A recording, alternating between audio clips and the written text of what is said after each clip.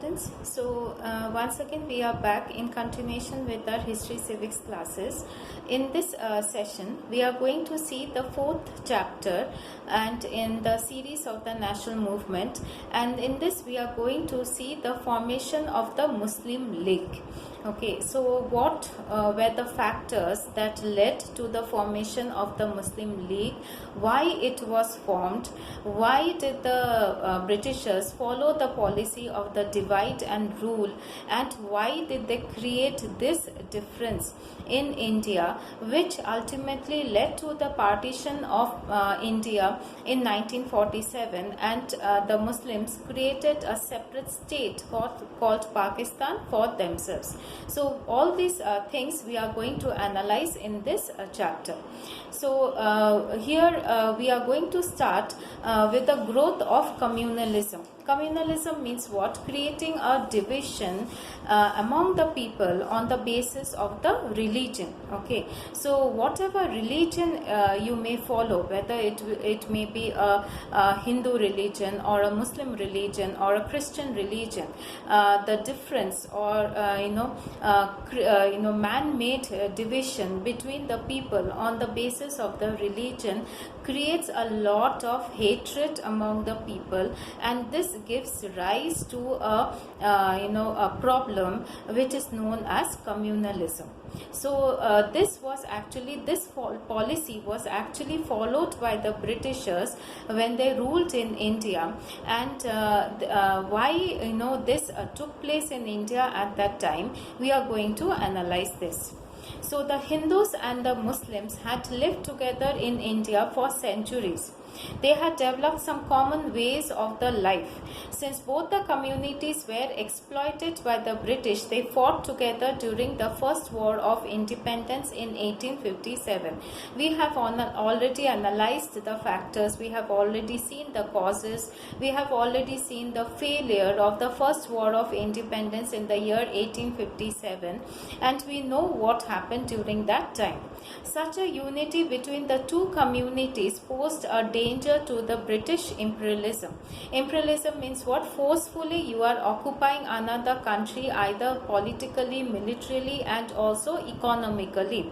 Post means what? It created a threat. So the unity between the Hindus and the Muslims, it created a huge threat to the British domination.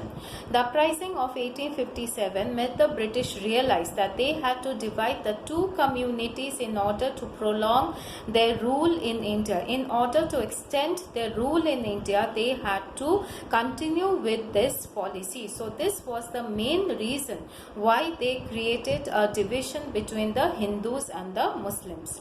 They therefore tried to sow the seeds of discord between them to check the rising tide of nationalism. They wanted to, permanently divide them.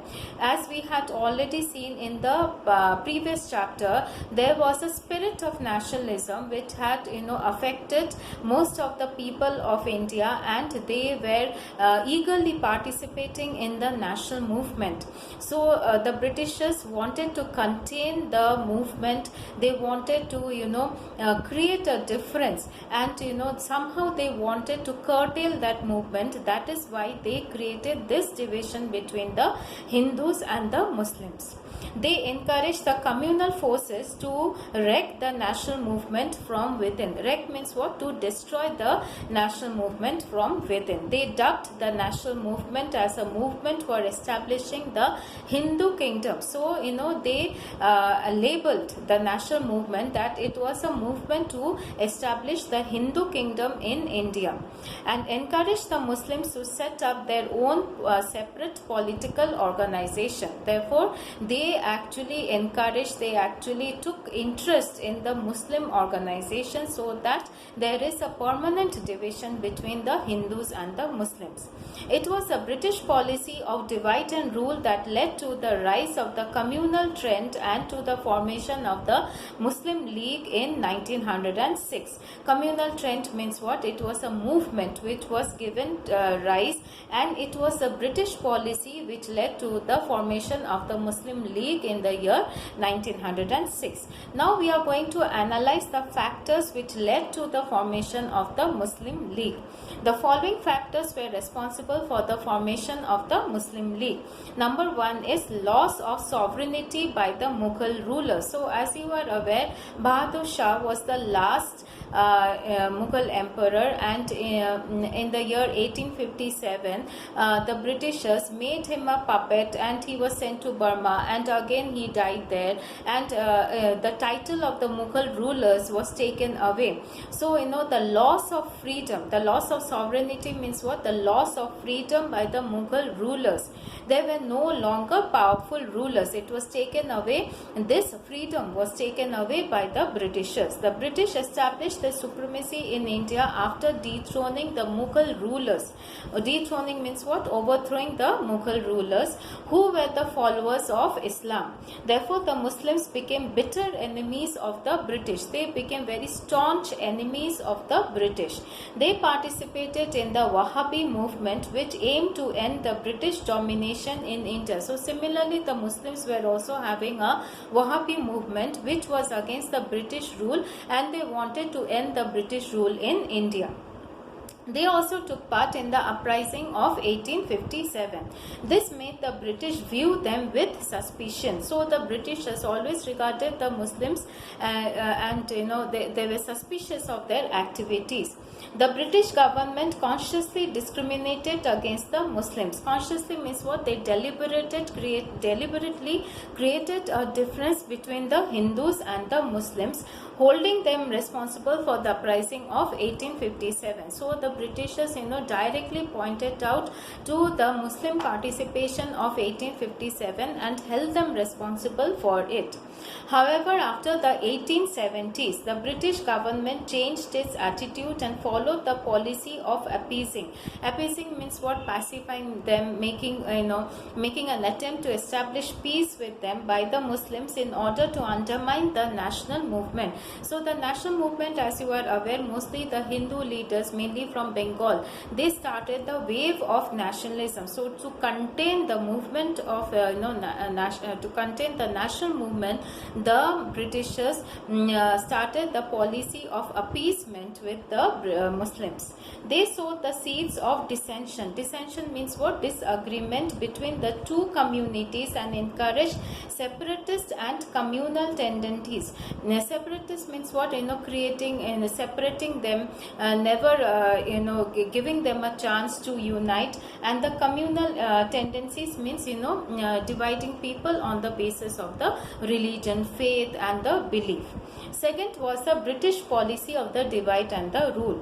As we have discussed above, after the First War of Independence in 1857, the British became apprehensive of the safety and stability of their empire in India.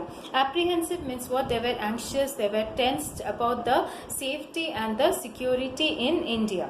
They saw the unity between the Hindus and the Muslims as a threat to them. Thus, to check the growth of a united national feeling in India and to encourage the communal and the separatist tendencies in Indian politics, they decided to follow the policy of divide and rule. They did so in the following manner. In 1871, Lord Mayo's government adopted a resolution which made Urdu the medium of instruction for the Muslims in the primary and the secondary schools, and increased government aid to the educational institutions run by the Muslims. So, in 1871, Lord Mayo's government, the then Viceroy in the year 1871, made Urdu. This was a conscious effort, and the medium of the study in the primary schools, and financial help was being given to the institutions, to the educational institutions which were run by the Muslims.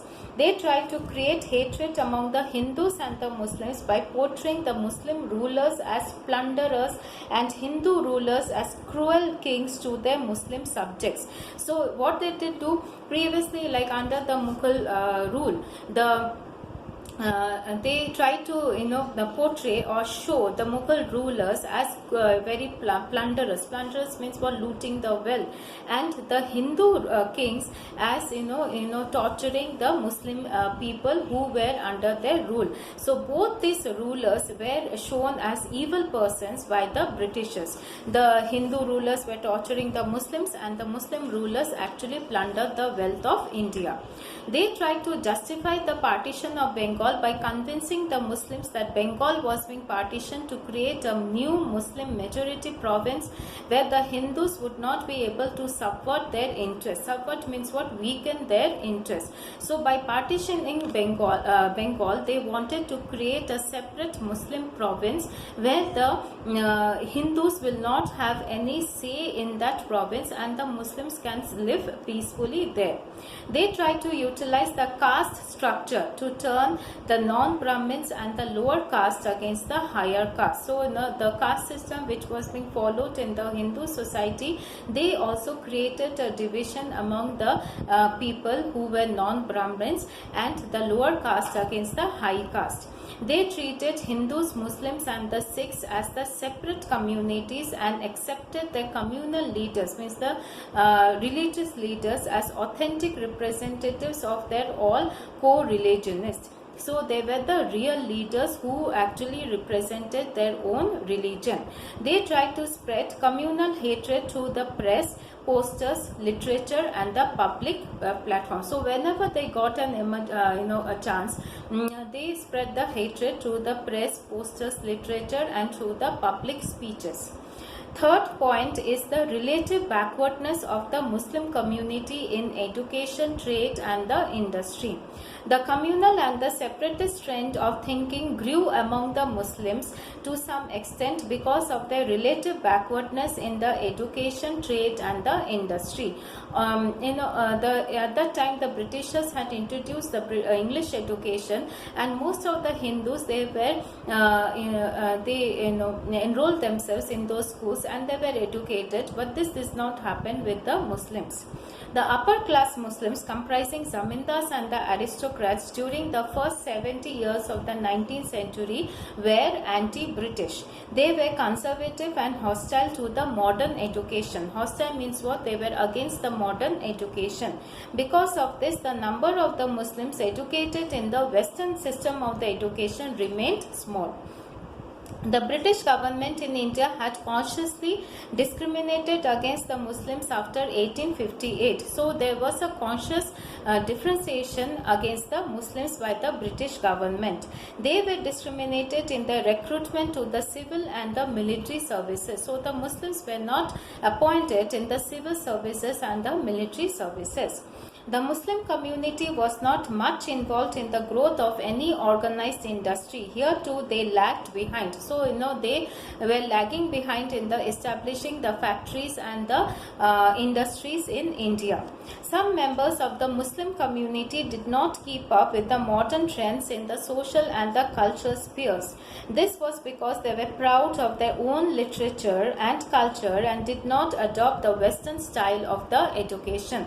So the Muslims were not in favor of the Western style of the education. They did not adopt it. Many Hindus, on the other hand, adopted the Western style of education.